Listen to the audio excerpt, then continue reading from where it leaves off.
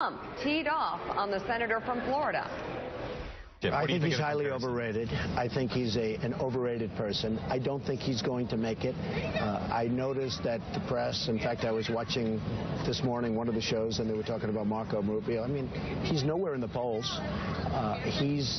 I don't think, personally, I don't think he's going to make it. You've been critical of on immigration, but are there other issues? Well, no, he's very critical. I'm very critical. Yeah. He was a member of the Gang of Eight, which basically wanted to have everybody come in and take over our country. All of a sudden, he went down in the polls, and he immediately changed and got out. He is totally driven by what the public thinks. Marco doesn't show up to votes. He doesn't do things that you're supposed to do. He got elected senator. And you know, the same thing happened to him in the Florida Senate, if you look. And I know a lot about Florida. I'm there. You saw the poll that came out today where I'm beating him and Bush by a lot and Carson by a lot in Florida. I know Florida better than they know Florida. You know why he has a chance? Because guys like you, and I'm not specifically referring to you, you a little bit, to be honest, you a little bit. But I watched somebody on Joe's show this morning. He's fawning off him. He says how handsome he is, how good. I don't know. I think I'm better looking than he is. Better looking than him. So no, but they're talking about he's so handsome, he's so wonderful. And Joe goes, look where he is. He's way down here. He's probably a nice person.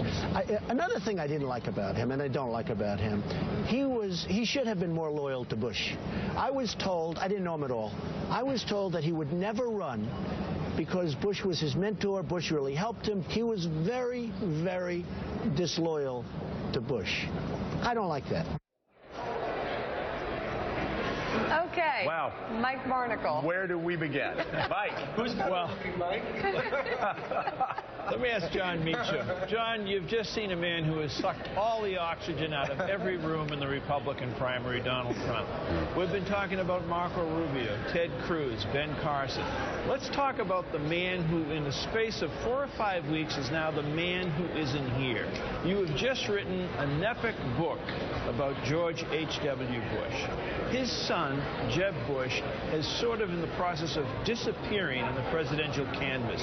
What do you suspect the reaction is within the family, specifically President George H.W. Bush, about the troubles of the Jeb Bush campaign? I think it's safe to say they're worried. They're concerned about it. You know, there is a mental button that gets hit in the Bush psyche when populist billionaires come on the scene. George H.W. Bush continues to believe that Ross Perot cost him re-election in 1992. The Trump phenomena is, as Mark Twain once said, history may not repeat itself, but it rhymes. And Trump and Perot, in the Bush mind, rhyme a lot.